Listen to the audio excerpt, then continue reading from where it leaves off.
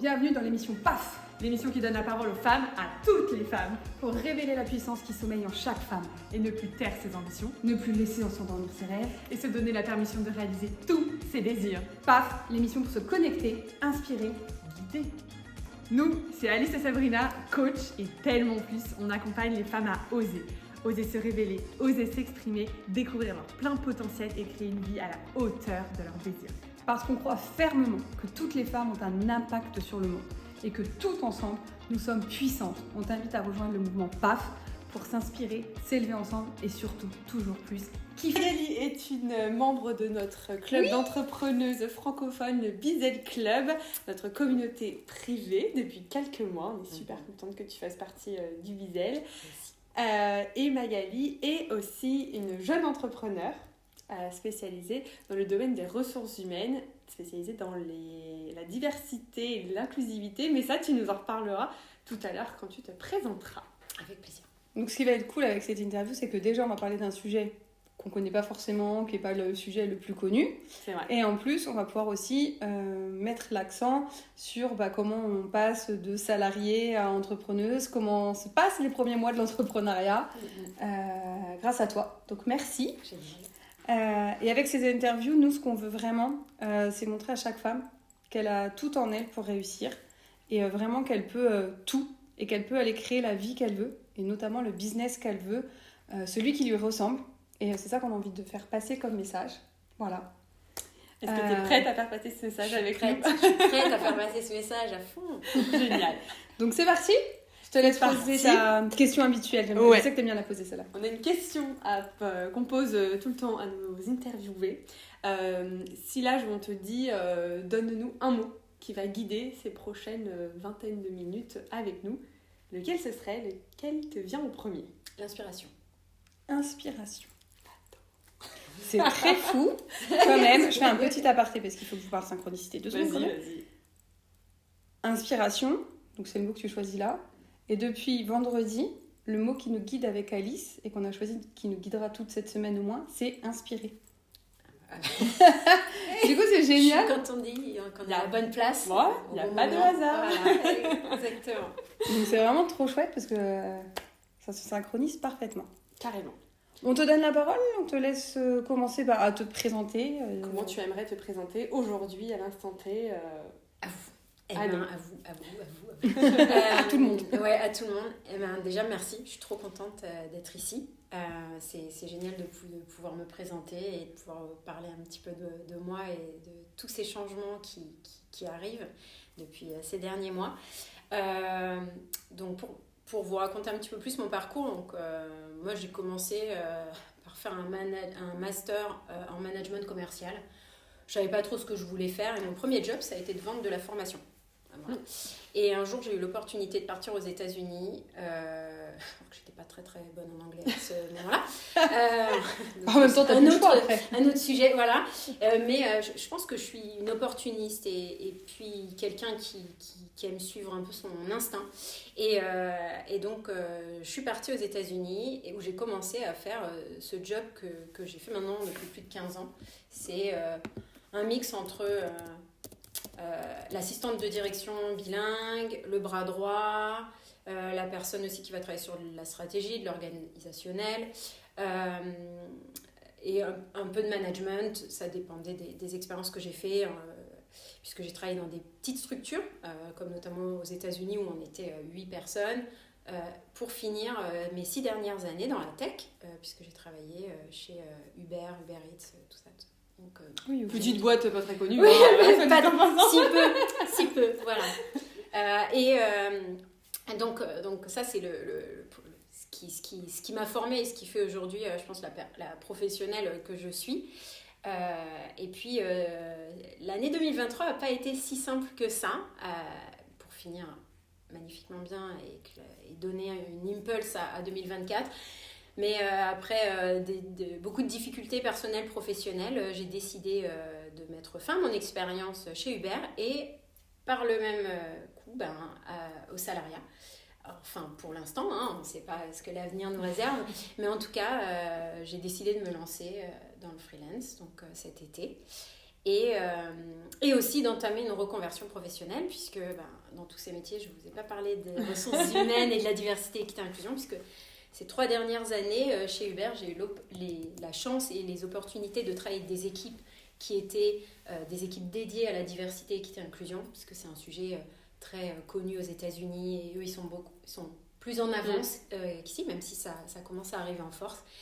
Et ça m'a passionnée. C'est un sujet qui m'a passionnée, qui est très certainement lié avec le métier que j'ai fait, ou en tout cas de la manière dont moi je l'ai fait, c'est dans toutes mes autres expériences. Mais avec plein d'autres sujets où je me suis dit qu'il fallait que je renforce tout ça. Et c'est avec cette pensée que j'entame cette reconversion, qui est aussi accompagnée d'un master, puisque j'ai commencé hier mon master en manager des ressources humaines sur l'EDI, ce qu'ils appellent, donc la diversité, l'inclusion, tout ça. Donc voilà, donc 2024 promet d'être une année plein de challenges. Moi, mon but, c'est pas d'avoir mon master, mais de l'avoir avec mention. Donc on est d'accord que... Et pourquoi cette petite pression supplémentaire, si on peut dire ? Alors, c'est pas une pression, parce qu'en fait, la genèse veut que j'ai été diplômée... ça va dire mon âge. On n'est pas obligé de préciser les années. Mais j'ai été diplômée en 2004 de mon master. Et moi, je n'étais pas très très forte à l'école. Voilà, j'arrivais, mais je n'avais pas besoin de... Tu vois, je ne me rajoutais pas de pression, en effet. Sauf que j'ai eu ce master avec mention assez bien, et qui a surpris tout le monde, même moi, je suis la première.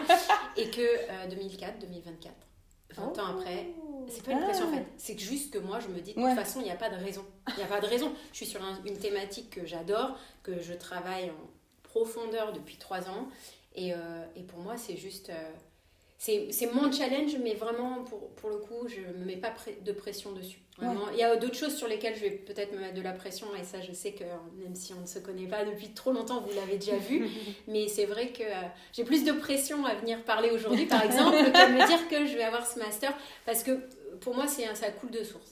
Et je me donne ça comme une petite pépite, plus que comme une pression. Après, je pense que si je l'ai tout court, je serai la plus heureuse du monde, et ça, c'est sûr, mais voilà, en tout cas, j'ai envie de commencer l'année avec cette impulse aussi.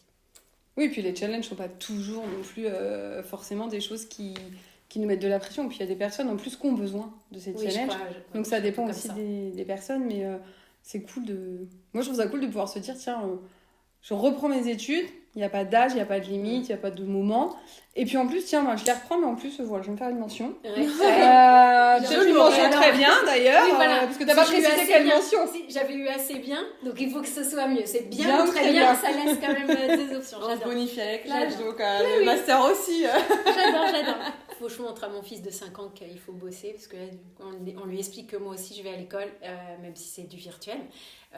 Et il est tout plein de questions à 5 ans.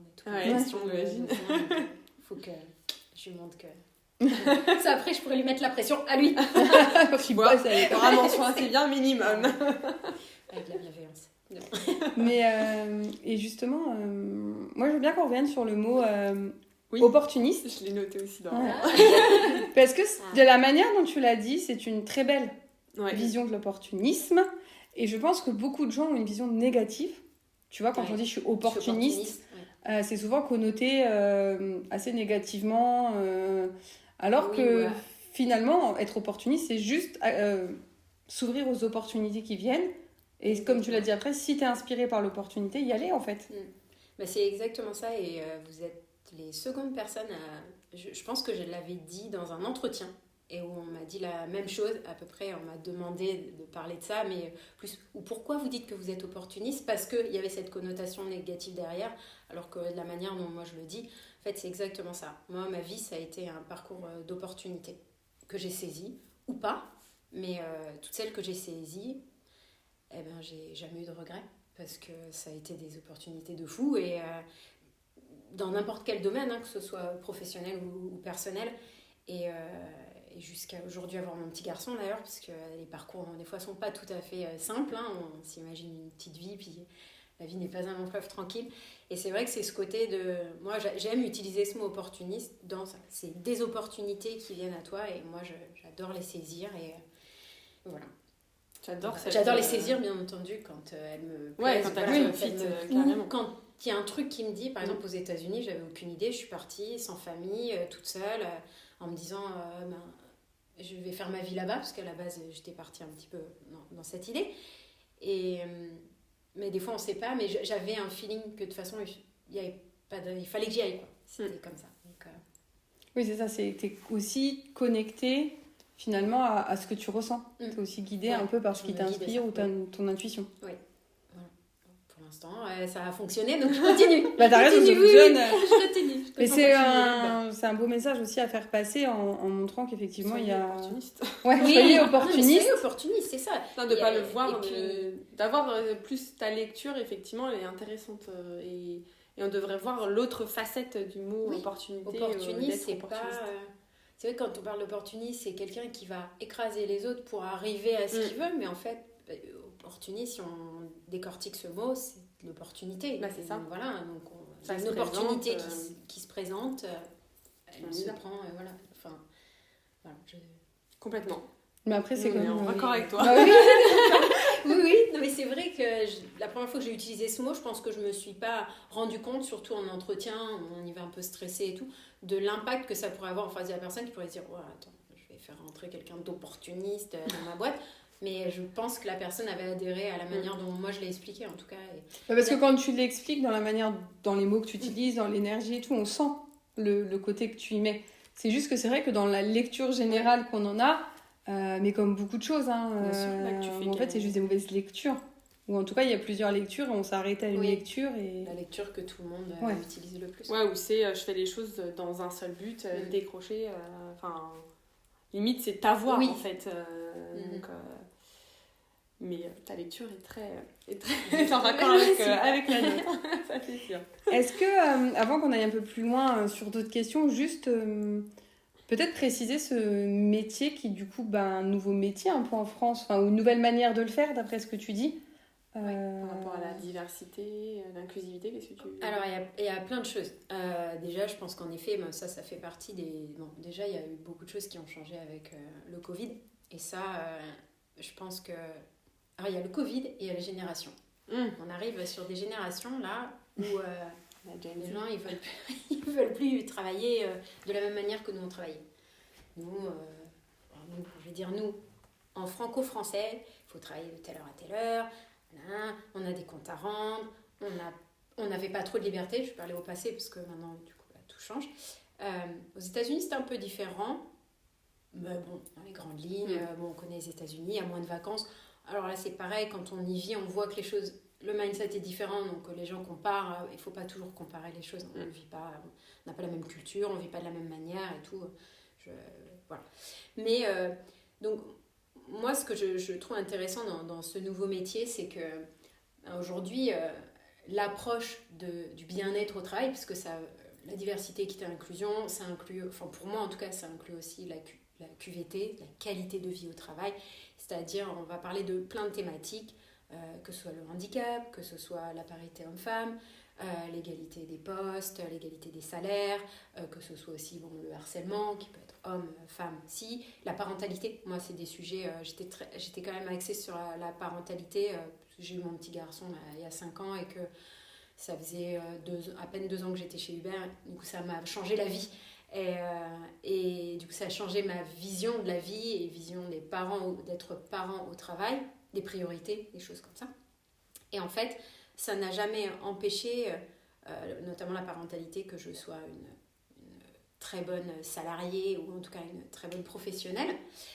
Et en fait, rentrer dans ces différents questionnements d'une entreprise qui accepte la diversité, que ce soit aussi les genres, parce qu'il y a beaucoup, beaucoup de choses. Et puis notamment quand vous travaillez dans une entreprise américaine et qu'on vous envoie une liste de genres qui existent, vous êtes là, non mais alors attendez, je vais juste m'arrêter aux 4 premiers. Le reste, je le découvrirai au fur et à mesure parce que c'était un peu too much. Mais voilà, ça existe, il faut le savoir. Et je pense qu'on va arriver surtout avec la nouvelle génération, dans des questionnements qu'on ne s'est jamais posés. Vous pouvez parler à plein de professionnels. J'ai eu une discussion avec une gynécologue qui m'a dit « Non mais moi, aujourd'hui, on vient dans mon bureau et on me parle de choses qui sont complètement...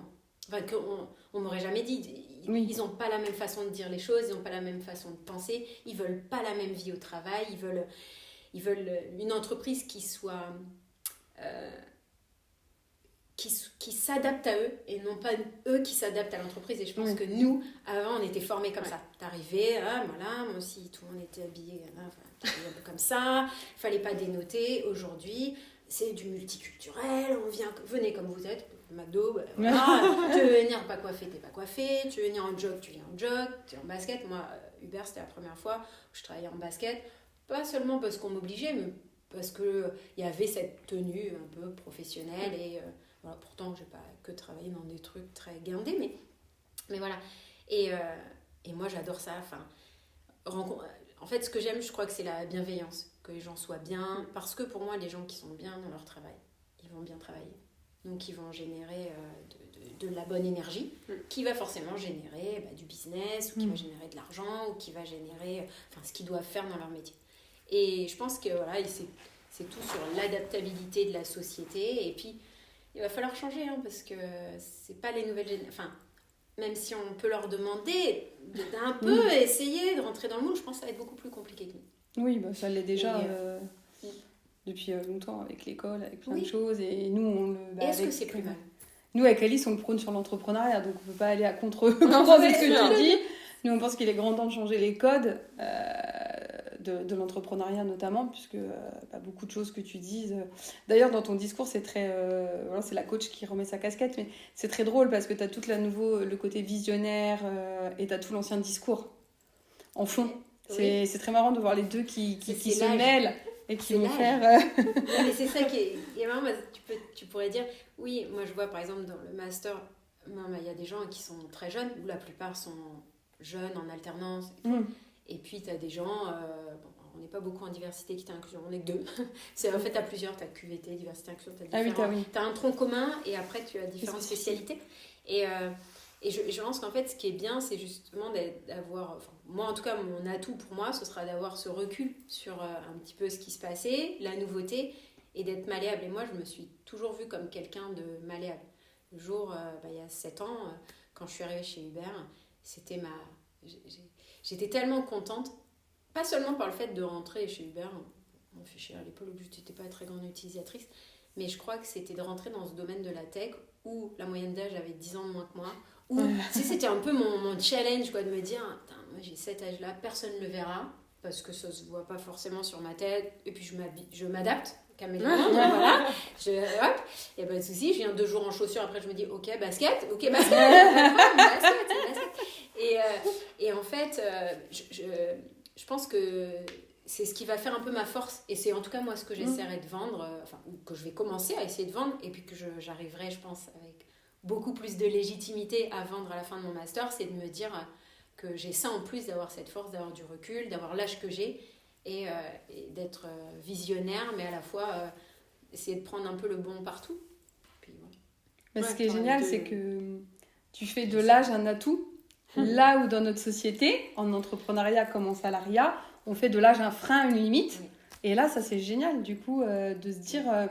je trouve que c'est un super message aussi pour celles qui nous regardent, de pouvoir se dire, ah ouais, mais l'âge, ça peut aussi être un atout. Parce qu'on n'est pas dans une société qui prône non plus l'âge, même si paradoxalement on nous demande de travailler de plus en plus vieux.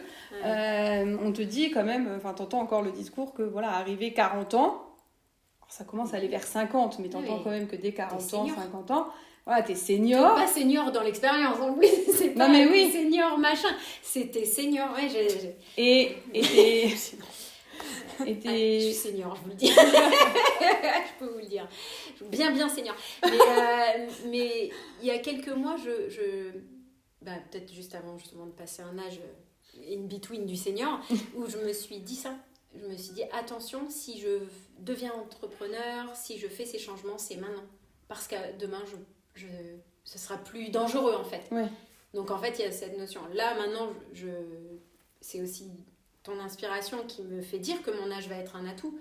Mais je crois que ça aussi, ça se construit dans ta tête, de te dire non, ton âge n'est pas un frein, ton âge est un atout. Parce que tu vas apporter ces choses-là. Mais sinon, le côté...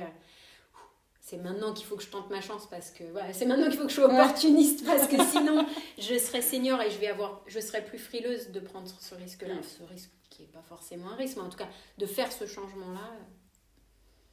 Est-ce que ça te va, alors c'est pas forcément dans les questions, mais si on parle justement comme on est dessus, du risque, Ouais, bah oui, bien sûr. Hein. Parce que risque, entrepreneuriat, femme, situation, je trouve qu'on est bien dans le truc.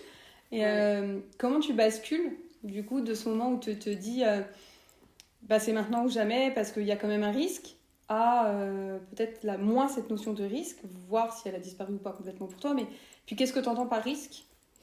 Alors, en toute transparence, je pense que je suis dans une période entrepreneur à moindre risque. Financièrement, je suis partie de la meilleure façon possible pour assurer mes arrières financièrement. Et j'avoue que avoir mon entreprise aujourd'hui, c'est un plus. C'est-à-dire que si je travaille pas, si j'ai pas de clients, je suis pas encore stressée pour me dire comment je mange, comment je nourris ma famille, comment je gère mes dépenses et tout. Donc, et je réalise ça. Et je le sais très bien, j'ai des amis qui sont entrepreneurs avancés, qui ont fini cette période, ou qui ont pareil profité de cette opportunité pour passer le pas et qui aujourd'hui sont enfin de droit ou de choses comme ça. Et j'avoue que l'enjeu n'est pas le même. Les questions. Donc je prends aussi ça pour faire mon master, je prends aussi ça aussi pour travailler mon LinkedIn, pour essayer d'être prête au moment, enfin je serai prête bien avant. Déjà je commence à être prête. J'ai fait 2 offres de collaboration cette semaine, je pense que je ne peux pas dire que je commence mal 2024, on verra comment ça va se passer, mais en tout cas ce que je veux c'est, j'en ai conscience de cette chance. Et j'ai conscience de ce moment, de ce temps qui va m'être donné pour faire ça. Donc la prise de risque à ce niveau-là est moindre. À titre personnel, je pense que j'ai la chance d'être soutenue par ma famille, ma maman, oui, toujours, mais par mon conjoint aussi, qui essaie de me pousser à la roue. Ça fait plusieurs années que je lui parlais d'un projet, qui n'est pas celui que je fais actuellement, mais en tout cas un projet d'entrepreneur. Lui, ses parents étaient entrepreneurs, donc il sait ce que c'est. Des fois, il oublie un peu la quantité de travail qu'il faut, mais bon, il suffit juste de remettre les choses et de lui rappeler, parce qu'il sait, il a été élevé par des entrepreneurs, donc il sait ce que c'est. Et donc ça, c'est hyper important. Voilà, d'avoir ce soutien et de me dire que je ne prends pas un risque, en fait. Je suis en train d'ouvrir une page, et puis, quelle qu'en soit l'issue, elle m'aura apporté des tas de choses. Elle m'aura apporté d'être ici avec vous, elle m'aura apporté d'avoir testé quelque chose que je n'avais pas testé, d'avoir créé mon propre challenge. Je sais pas, peut-être qu'après on va me proposer un jour un poste et que je vais dire bah, tiens oui, je retourne dans le salariat et puis je reviendrai en freelance. Je sais pas encore, plein de choses vont se passer, je suis pas pressée de brûler les étapes, mais en tout cas je vois pas tant de risques que ça. Je pense que pour moi le risque que j'avais travaillé le plus, j'avais fait des webinars et tout autour du risque financier en fait. Parce que pour moi c'était ça qui fait que on se dit, je le vois autour de moi, quand ça marche, quand ça marche pas, c'est plus compliqué, il faut gérer cette pression, et voilà, famille ou pas famille. Et là je me dis, bon ben voilà, t'as cette opportunité qui est là, peut-être tu l'as saisie, et puis voilà, après...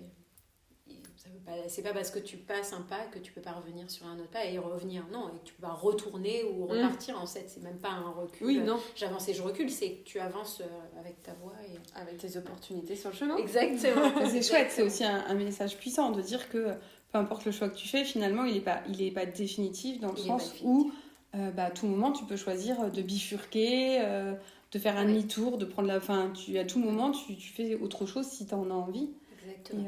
Et ce qui est très marrant, c'est que je me permets de le dire pour celles qui le regardent, mais ça va changer, et je pense que tu vas le changer pendant ton année de master et avec le métier que tu vas faire.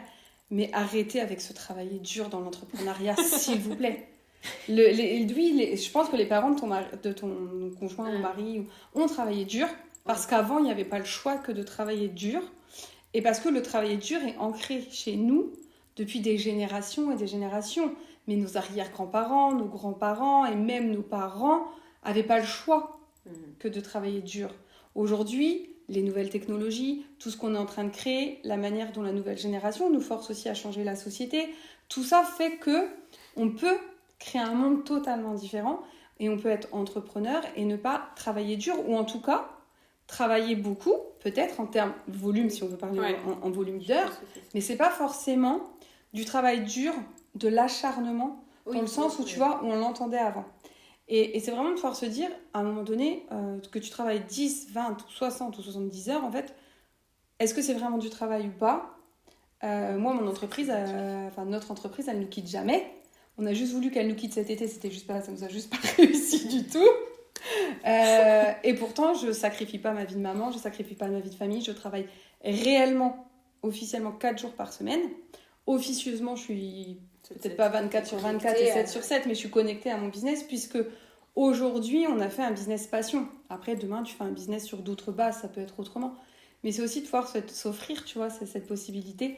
Et je trouve que ces métiers qui l'amènent dans le salariat et qui vont l'amener aussi dans l'entrepreneuriat, c'est chouette. Parce qu'en fait, moi, je pense réellement qu'on est, comme il y a eu la période industrielle, par exemple, je pense qu'on a une nouvelle ère, on a une révolution sociétale. Et on n'est qu'au début, finalement. Et forcément, il va y avoir les conflits de génération, d'habitude. Que tu vas nous gérer avec. Que tu vas gérer pour les entreprises. J'adore. Que tu vas gérer toi pour les entreprises, du coup. Et ça, c'est génial. Et c'est des formidables clés. Et peut-être que j'espère que vous allez apprendre et que toi, tu vas amener ça. Je trouve que ce qui nous manque dans la société, et je fermerai la parenthèse, mais ça m'inspire tellement de parler de ça, que ce que ça va amener comme changement, c'est le côté inclusion, dans le sens le côté tous ensemble, et plus dans le sens séparation. Et de plus justement se dire nouvelle génération, ancienne génération. Non, en fait, on est tous des êtres humains, et comment on fait pour vivre ensemble. Oui. Et en plus, les sociétés, c'est des microcosmes des petits villages, des petits endroits, juste de communautés, quoi. Donc, parfois, c'est des grosses villes, d'ailleurs. Des grosses métropoles, parce qu'il y a des petits boîtes. Avec des petits, Non, et ce que tu dis, c'est vrai. Et quand je t'écoutais, je me disais, oui, le travail dur. Alors oui, c'était peut-être plus dur en termes de volume. Non, mais même ça, je t'ai entendu dire il n'y a pas si longtemps que ça, sur une vidéo, sur ce sujet, que c'était pas forcément... Enfin, c'était pas ça la clé de la réussite, en fait. C'est pas de se dire, ah, ça y est, j'ai été 10 heures devant mon ordi, c'est super, j'ai fait une journée. Ah non, mince, aujourd'hui, j'ai été 4 heures. Bah, la loose, j'ai pas travaillé. T'as rien fait. Et j'ai une amie que j'ai croisée qui est aussi entrepreneur et dans les RH et justement pour faire ma collab, j'ai essayé d'avoir un petit peu ses inputs et tout. Et elle me disait... Et j'avais ce raisonnement de salarié très 9 to 5, tac, et machin. Et elle m'a dit, oh là, mais où tu vas en fait? Il y a du boulot, tu bosses, tu vends ça. Parce que tu vends ça. Si bien entendu, tu vends 3 jours à ton client et que tu travailles que 2 jours par semaine, tu es honnête, tu vois, tu fais ton truc. Mais en soi, je ne vais quand même pas lui faire, alors de 9h à 9h15, je vais ça. Et tout. Mais en fait, je me dis, ah oui, c'est vrai. C'est ce côté-là de se dire, je suis une professionnelle. Moi, ce que je veux, c'est que mon client soit content, qu'il me réfère, qu'il parle de moi autour de lui, ou que notre collaboration dure X temps. Donc, je vais faire ce que j'ai à faire, mais il faut que je sorte de ce côté exact. Enfin, ce que je pense que tu voulais dire aussi, arrêter de penser que, ça y est, je suis dans ma journée de travail, et voilà, il faut que je commence à temps, il faut que je finisse à temps, sinon c'est pas vrai, quoi. Ouais. Alors que c'est... Donc ça, c'est ça. C'est le présentéisme. On nous a beaucoup appris à faire du présentiel. Mais être derrière son bureau ne veut pas dire être efficace, être productif ou ne veut pas dire réussite. Autre chose, quand des fois, il faut juste sortir s'aérer, se dire je vais faire mon sport ou je vais aller faire les boutiques parce que là, j'en peux plus. Et en 10 minutes, tu fais quelque chose que tu n'aurais pas fait en 2 heures. Quoi. Ouais, c'est ça. Et puis trouver là où pour toi aussi... c'est ta force, ta créativité, ton inspiration, là où toi t'es productive. Et par exemple, pour toi, je pense, après c'est ma vision du peu qu'on se connaît et de là ce que je ressens, je pense qu'il est dans l'échange humain. D'ailleurs, c'est pas pour rien que tu choisis un métier dans les ressources humaines. Mais je pense que si tu vis, tu vois, je me dis, si tu te fais 5 jours dans la semaine derrière ton bureau à dire faut que je travaille, mais que t'as pas d'échange humain, je suis pas sûre que derrière ça va te créer les opportunités que t'aimes, que ça va te créer l'inspiration dont tu as besoin pour après aller par exemple communiquer sur LinkedIn ou sur d'autres réseaux, enfin tu vois, je pense, et c'est de se dire aujourd'hui en étant entrepreneur j'ai cette liberté finalement de me dire tiens moi j'aime les échanges, est-ce que je ferais pas moi mon bureau, est-ce que c'est pas l'échange et quand j'échange avec les gens, est-ce que c'est pas ça ma productivité, mon travail finalement, et si c'est ça tant mieux, je le fais Et à la fin de la journée, j'aurais autant travaillé que quelqu'un qui a travaillé comme ça, sur son ordi, quoi. Ouais, c'est... Une manière de travailler, finalement. Ben ouais. Aller boire un café, c'est travailler. Oui, c'est ça. Des fois, moi, c'est ce que je commence à faire aussi. Et juste pour rebondir sur les ressources humaines, c'est que moi, j'ai été tellement déçue par les gens des ressources humaines, et notamment dernièrement aussi, et pas que pour mon propre sujet, mais pour plein de sujets, que j'espère, en tout cas, non, c'est pas j'espère, c'est que je serai différente. Oui. Tu as vu là la reprise Je serai différente. Non, je serai différente. Parce que franchement, les ressources humaines, on a beau dire combien de fois je me suis dit, je comprends pas ce que les gens font là. Ressources humaines, il y a un côté ressources, ok, mais humain, je le vois pas. Il y a un digne, ça va pas. Les deux mots, vraiment, c'est vraiment pas comme ça que je vais être. Donc tu vas apporter vraiment quelque chose, ta touch, ton... c'est toi aussi, tu mets les mots anglais. Ouais. D'accord, on a du tout. C'est moi. Sorry. Bilingual. J'ai dit, grâce à son LinkedIn, je vais devenir bilingue, redevenir bilingue. Oui. Et est-ce que tu as eu d'autres peurs, d'autres freins que ceux qu'on a évoqués ou...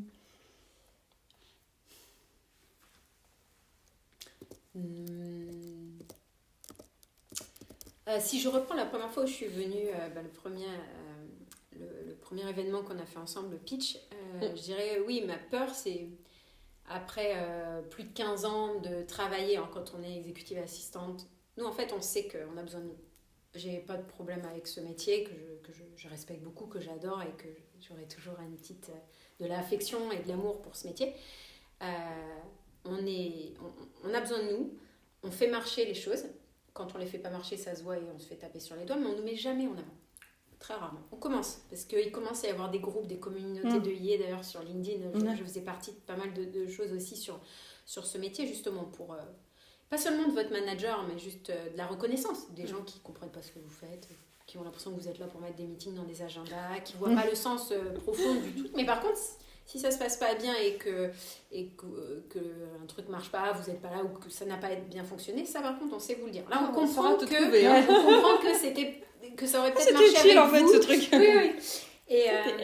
Et du coup pour moi la difficulté c'est aujourd'hui d'arriver à me mettre en avant, de me dire que entrepreneur il faut se vendre, enfin faut. Alors, après, est-ce qu'on voit ça comme une difficulté ou est-ce qu'on se dit ok je fais quelque chose que je kiffe donc forcément quand je vais en parler c'est me vendre. J'ai pas besoin d'aller me surjouer ou me survendre, puisqu'en fait, je vais juste dire ce que j'ai envie de faire, comment j'ai envie de le faire, et ça va marcher. Mais c'est un exercice que je fais aujourd'hui qui est pas inné pour moi. Parce que moi, j'étais plus celle qui soufflait le texte. Ouais, comme tu disais, qui était en... Voilà, et ça fonctionne, tout marche bien, c'était super, vous êtes super, mais pas celle... qui ont soufflé le texte, quoi. Donc voilà. Et ça, c'est... alors je le prends vraiment, ça n'avait pas la même puissance que le financier où vraiment j'avais envie de me challenger, me dire est-ce que d'accord, ok, je prends tous les... Mais ça faisait partie des choses, je me suis dit est-ce que je vais y arriver ? Ouais. Voilà. Est-ce que moi je vais pouvoir me mettre en avant assez pour... que ce soit sur LinkedIn aussi, hein. Parce que c'est pareil, pour moi faire un post, ça reste un exercice qui... Voilà, mais je pratique, je travaille, je fais des masterclass et je déchire. Je déchire, j'adore, je déchire. Je te laisse choisir la prochaine question. On va terminer avec 2 questions parce que ça passe vite quand les échanges sont riches comme ça. Ah ouais, on pourrait rester encore des heures, mais on va bientôt clôturer. Moi j'ai envie de toutes les poser, alors je te laisse en choisir une. Ah ouais. J'essaie de répondre pas trop long. Et ben moi j'aimerais bien poser celle-ci, Vas-y. je sais pas ce que t'en penses. Tu viens, tu as fait quand même 6 mois, on va dire, que tu es à ton compte à peu près, que tu commences là avec ton master. Est-ce que tu as une source de motivation ? Qu'est-ce qui te donne le plus envie ? Qu'est-ce qui fait partie de tes sources de motivation pour entreprendre dans cette voie ? Ma motivation déjà c'est de changer mon avenir professionnel, parce que moi j'ai fait ce métier, comme je dis, j'aurais toujours un truc très fort avec ce métier, mais je n'en peux plus, je n'ai plus envie justement de cette personne qui souffle les textes ou qui prépare tout. Peut-être aussi, et c'est une question que je me pose à l'instant, c'est maintenant je suis maman, j'étais maman tard, donc je suis maman d'un petit garçon de 5 ans. Et j'ai plus envie d'être la maman de mes managers. Ça me fatigue, ça me fatigue. En fait, j'ai l'impression que tout le monde a 5 ans. C'est bon, j'en ai déjà 2 chez moi. Et j'ai plus envie. J'ai pas envie de faire ça. Moi, j'ai envie d'être quelqu'un qui va prendre des décisions, qui va travailler avec des équipes, qui va parler avec des gens. Ce que je faisais aussi chez Hubert, je faisais du mentorship, du mentorat, je crois que ça se dit oui. Du coaching. On avait aussi ce choix-là de pouvoir aider des gens qui étaient dans notre métier ou pas. Et ça, je me suis dit, ça, j'adore faire ça en fait. Voir les gens qui me rappellent 6 mois après, on avait discuté, bah, tu vois, j'ai fait ça, j'ai été voir mon manager, on a fait ça. Et ça me drive en fait. Et alors, je pense que la diversité, équité, inclusion, ça inclura peut-être pas que ça. Je veux bien croire que les managers des ressources humaines ne peuvent pas être sur tous les plans et tout faire. Mais en tout cas, moi, c'est ça que j'espère, avoir quand même assez de proximité avec les gens pour que les gens soient capables de venir me voir quand il y a des problématiques, quand ils ont besoin d'inspiration aussi. Je crois qu'au final, maintenant, c'est mon tour d'être sur le devant de la scène, un peu. De me dire, je vais être sur le devant de la scène. Pas pour briller, mais être plus en avant pour aider les gens à briller. Parce que ça c'est ce qui me fait vibrer, en fait. Oui, mais est-ce que tu... Et moi, je brille par leur brillance, en fait. Je suis là... Mais est-ce que tu faisais déjà dans ton ancien métier en chuchotant et en permettant à ceux qui étaient en avant de briller ? Finalement, tu fais toujours c'est juste que tu changes le prisme et puis que tu te dis qu'il n'y a plus d'intermédiaires aussi. Parce que parfois, les intermédiaires font peut-être pas non plus ce que toi tu ferais ou ce que tu voudrais que tu fais. Parce que quand tu souffles un texte, la personne n'est pas obligée de respecter à la lettre le texte que tu souffles. C'est peut-être ça aussi, des fois, qui est un peu contraignant. Ok. Et ta vision pour ton business, du coup ? Ah, bonne question.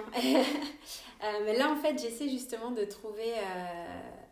Alors, j'ai pas trop... Je me suis pas trop mis j'ai pas encore travaillé mes goals, mes buts, tout ça. Enfin, ce que je voudrais faire dans différentes... ce qui peut être... chiffre d'affaires ou pas, c'est vrai que j'ai pas encore trop cette pensée-là. Déjà, je voulais voir comment je vais pouvoir mettre le master dans tout ça, parce qu'il faut que je priorise, que ça, chose que je n'ai pas dit, c'est que j'avais déjà entamé 2 masters en RH que je n'ai jamais fini.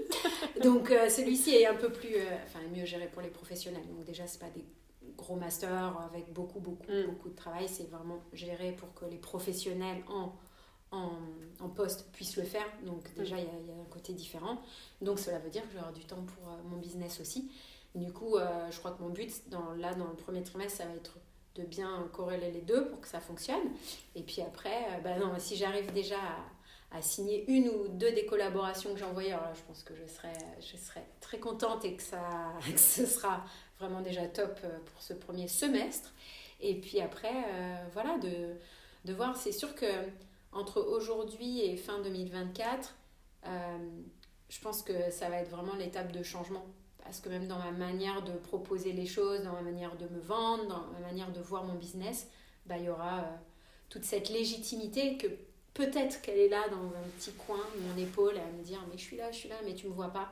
Je sais qu'on est en France et je sais qu'un diplôme par-dessus, ça va me permettre de dire « ah regarde, ah oui t'étais là, bon maintenant, go ».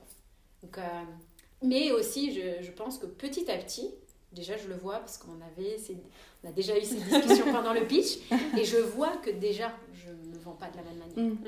Donc, on le voit aussi. C'est vrai. C'est chouette. C'est que ça marche. On voit les changements. C'est que ça marche, tant mieux. Ah, je suis contente. C'est aussi parce que, peut-être pas au quotidien, mais en tout cas dans ta vie, ça prend de la place. Enfin, comment dire, on va dire au quotidien, mais c'est pas tous les jours, mais tu te poses des questions sur toi, sur ton fonctionnement, sur ta vision. Tu as rejoint le Bizel Club, donc tu es entourée aussi de femmes entrepreneurs. Tu participes à des masterclass, tu fais des coachings de groupe. Enfin, tu fais plein de choses aussi qui lancent ton business, même si c'est pas que l'activité de vendre ou de prospecter ou de faire. Et puis à côté, tu as su identifier que toi, ton syndrome entre guillemets de l'imposteur ou ton problème de légitimité, il allait être... En fait, tu le dis, donc de toute façon, c'est sûr, parce que c'est inconscient, donc tu le dis. Le jour où j'ai le diplôme, c'est bon, je suis légitime. Bon, même si je pense que tu as déjà capté que tu étais déjà beaucoup plus légitime. Mais c'est chouette, parce qu'en fait, c'est ça, tous les jours, tu le mets... et c'est ça aussi, peut-être, être entrepreneur. Ouais. Peut-être qu'avant la fin, je vais me dire, bon, c'est cool ce diplôme, mais c'est bien, je l'ai fait, je suis Bah oui. contente de le faire, hein, je regretterai pas, mais Bah ouais. genre, c'était pas une obligation, une nécessité autant que je l'avais vu, Ouais. mais en tout cas, il est à moi, et puis j'aurai ma fierté quand même. Hein, quand Oui. il se passe de toute Avec ta façon. mention très bien. Ah bon. C'est clair. Bah, puis tu vas chercher aussi, c'est ce que tu disais, parce que je pense que tu vas pas chercher dans ce master que les études, tu l'as dit tout à l'heure, tu vas aussi chercher justement le côté différence d'âge, Oui. côté réseau, le côté... Donc tout ça, ça va toujours de toute façon t'apporter aussi quelque chose. Et bah, peut-être qu'on pourra refaire une interview dans 2 ans pour voir où t'en es et l'évolution. On a hâte. J'adore. On fera une Pas version en pas 2026. Pas tant, hein, on va doucement, hein, parce que les années...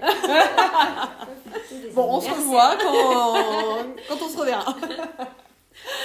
On clôture. Ouais. Est-ce qu'on la pose quand même celle-ci ou pas? Ah bah, Parce allez. que par rapport à l'inclusivité, tout Eh ça... ben, on fait un peu de rap. On a Allez, encore une 2 dernière. questions. Ok. Enfin, ça c'est le mot de clôture. Ouais. Et une dernière question. On peut pas terminer que- sans ça, Oui, d'accord. bah oui, par rapport à ton domaine diversité, inclusivité, équité, qu'est-ce que tu aimerais changer dans le monde de l'entrepreneuriat féminin que tu commences à côtoyer quand même depuis quelques temps? Qu'est-ce que tu aimerais changer? Ou de ce que tu as pu en percevoir avant Oui. aussi, parce que des fois de l'extérieur on perçoit des choses et on le vit autrement. Qu'est-ce que j'aimerais changer? Ça va être marrant. J'ai un mot qui me vient en tête, mais après, il faut que j'arrive à l'exprimer comme pas opportuniste. En fait, alors je vais dire la peur, c'est le mot. La peur, pourquoi? C'est pas nous, en tant que femmes entrepreneurs, qui avons peur, mais c'est la vision des gens, peut-être des hommes aussi, parce qu'on parle des femmes, des hommes, de cette force qu'en fait, je pense qu'on a tue pour des raisons culturelles de très longue date, où la femme ne prenait pas autant de place, et de cette manière. Il y a beaucoup de choses qui ont changé, et moi-même, en tant que femme, je ne suis pas une ultra-féministe. Il y a des choses qui me paraissent des fois un peu folles, mais qui sont telles qu'elles sont, et moi, j'accepte. Je n'ai pas de jugement, mais des fois, ça me paraît un peu fou de revendiquer des choses très, très féministes, mais j'ai toujours l'impression qu'en fait, on fait peur par notre réussite, on fait peur par notre voix, parce que, enfin, quand je dis notre voix, de ce qu'on va dire, comment on va... La force qu'on a en fait, et je pense que le ralliement en sororité de femmes et tout fait un peu peur. Et moi, je voudrais je pense que ça rejoint ce que tu dis, arrêtons, il n'y a pas les nouvelles générations X, Y, Z, voilà, M, V, peu importe, on vit tous ensemble. Et en fait, c'est d'arriver que les entrepreneurs femmes aient la même place que les hommes. Et il n'y a pas longtemps, une jeune femme du Bizel a mis quelque chose d'ailleurs, je crois ce matin, sur justement la place qu'il y avait très peu de femmes entrepreneurs là où elle était, ou en tout cas ce qu'elle étudiait et tout. J'ai vu, mais j'ai... Ah, je n'ai pas vu ce message. Bref. Encore. Et puis je me rappelle plus du sujet, c'est embêtant parce que je l'ai lu, mais il s'est passé beaucoup de choses. Donc, voilà. Mais et ce que j'aimerais, c'est que ce soit plus... Enfin, qu'il y ait une sorte de ralliement, quoi. J'ai toujours l'impression qu'on a 2 mondes différents. Ouais. Et c'est pas 2 mondes. Alors, certes, c'est hyper sympa. Moi, j'adore me retrouver, sinon je serais pas là. Hein. J'aime les clubs de femmes, mais au même titre que mon copain aime partir en vacances avec ses copains, et qui sont entre hommes. Et que nous, on est entre femmes. On peut discuter professionnel, personnel, des choses comme ça. Enfin, il y a des moments pour tout. Mais je voudrais qu'il y ait moins de cette sensation de peur. Ce que j'ai aussi vu quand je travaillais chez Uber, c'était quand j'étais salariée, c'était ce ratio qu'il fallait absolument, plus de femmes sur des postes managériels. Et moi, je me demandais tout le temps, mais pourquoi on a pris cette femme, je me suis posé cette question sur certaines femmes d'ailleurs, pourquoi c'était une question de ratio pour rentrer dans un... Je voudrais juste que les choses soient plus... c'est peut-être équitable, quoi. C'est de se dire, mais si ce garçon est mieux que cette fille, on prend le garçon. Et puis si la fille est mieux, on prend la fille. On se pose pas de question de rentrer dans le quota de machin. Et voilà. Et c'est pareil, j'aurais envie de dire que c'est pareil pour le handicap, mais c'est plus compliqué parce que les gens ont peur, et nous, on a fait beaucoup de projets là-dessus avec des sessions de formation pour les gens.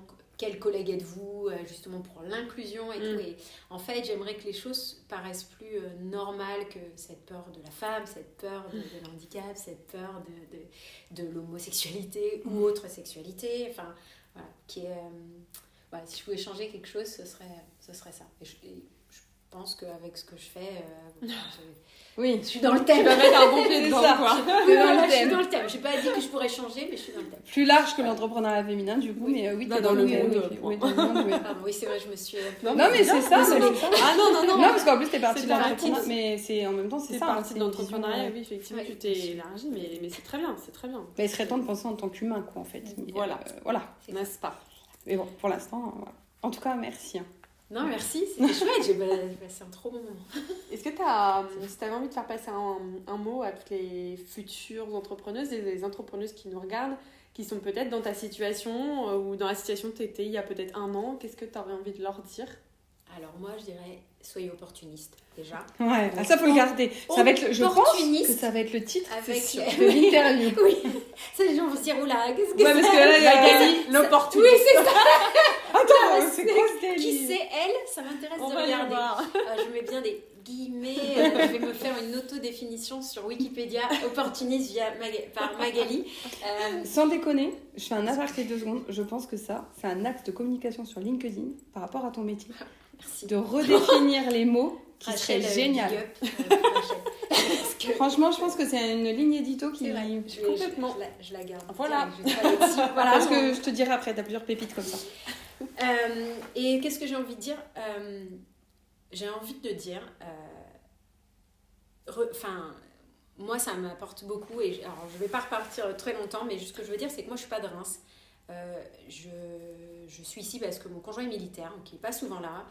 Qu'est-ce que je fais ici? Je ne sais pas. En soi, ici à Reims, pas ici avec vous. Mais ici à Reims, J'avais la porte ouverte. J'ai vu de la j'ai vu lumière. la lumière, je me suis dit tiens, ce 109. Ça a l'air sympa. Mais en fait, donc voilà, ouais, j'étais toute seule, j'étais salariée mais en télétravail, mes équipes bossaient dans le monde entier, j'avais personne à Paris, donc j'ai fini par travailler toute seule chez moi et tout. Et j'avais une grande solitude. L'année dernière, voilà, a été compliquée, je me suis l'opportunité, j'ai commencé plein de changements et je vous ai trouvé par une de vos biselles, et je suis hyper contente d'être là parce que vous pouvez pas savoir le changement que ça fait, et surtout que moi l'année prochaine on va déménager en septembre, voilà, pas l'année prochaine, en 2024, ça va arriver très vite, et limite je pourrais maintenant avoir du regret de déménager alors que je suis là depuis 2018 et que je ne me suis jamais sentie aussi seule dans un endroit. Et franchement, je trouve ça génial de rejoindre un club comme ça, et ce club-là surtout. Parce que je dis ça, un club comme ça, parce que je sais pas où sont les gens qui pourraient regarder ça, mais vous êtes partout. En tout cas, vous allez être partout. On est Et voilà. Et ça, je trouve ça génial. J'ai envie de dire, j'ai hâte d'être au week-end, parce que ça va être, je pense, non, j'attends ça avec impatience. C'est mon cadeau que je me fais pour 2024. Je suis hyper contente. Et voilà, je sais plus ce qu'il fallait, c'était quoi Le conseil pour... un conseil. Venez. Rejoignez. Oui, de pas rejoignez. Non, restez pas seul en seul. fait. Restez pas seul, et l'entrepreneuriat, c'est pas être seul, c'est pas... j'ai une autre maman qui est entrepreneur qui a mis sur LinkedIn il y a quelques jours, je suis pas solo entrepreneur, quelque chose comme ça. J'aime les gens, j'ai envie de voir des gens, et c'est vrai. Moi, je sais que ça ne me convient pas. Il y a beaucoup de choses à la flexibilité du travail, au fait de travailler chez soi qui est super, notamment quand on a des enfants, ou tout simplement ça nous convient ou pas. Et je me rends compte que je suis très productive chez moi. Mais par contre, je me sentais seule, et voilà. Donc, et puis surtout, soyez opportuniste. Voilà. Opportuniste, et ne restez pas seul, bien s'entourer, sortir, parler à des gens, rencontrer, apprendre des gens. Je trouve ça génial, et l'opportunité d'être avec un club comme vous, c'est quand même de le faire, parce que j'apprends de vous toutes les deux, j'apprends de Maëlle aussi quand je la rencontre, j'ai appris aujourd'hui avec Rachel, j'apprends de May, enfin voilà, et on fait tous des métiers différents, on n'a pas forcément besoin à chaque fois de l'une de l'autre pour nos business, Mais enfin, vous, c'est différent. Rachel, aujourd'hui aussi, c'est différent. Mais il y a des gens que je vais croiser, avec qui je vais avoir des échanges passionnants. Peut-être que businessment parlant, on n'aura pas forcément beaucoup d'interactions. Mais moi, je trouve ça génial. Et ça m'a changé la vie. Donc, je suis hyper contente. Ouais. Merci. Bah, merci pour tes mots. Je vais pleurer. On pourrait chialer là. Non, c'est hyper... on est maquillés. Pour la tâche. Non, c'est hyper touchant. Merci pour tes mots. Merci et surtout bravo à toi d'avoir osé aussi venir, je suis trop contente. Venir partager ton expérience, ton parcours. C'est un petit challenge qu'on a lancé dans le Bizel avant les fêtes.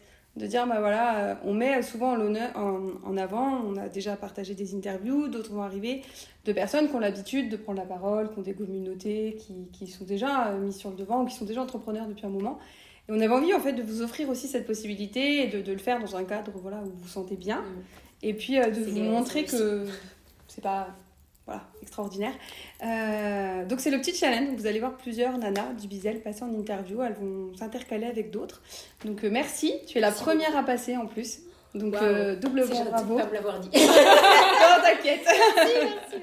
Bah, bravo à toi, merci beaucoup. On espère que ça vous a plu. Oui. N'hésitez pas à interagir dans les commentaires, à nous suivre aussi sur Instagram, LinkedIn, Facebook et on TikTok. On mettra aussi tous les contacts de Magali. Voilà, on mettra toutes les infos de Magali. Et puis à très bientôt pour une prochaine interview de femmes inspirées et inspirantes. À bientôt. Merci. On adore partager ces moments avec toutes ces femmes inspirantes avec vous. Partage cette émission pour inspirer encore plus de femmes et agrandir le mouvement PAF. Tu peux nous soutenir en t'abonnant à la chaîne. Et si toi aussi, tu passais dans l'émission avec nous, envoie-nous un message ou commente la vidéo. À bientôt!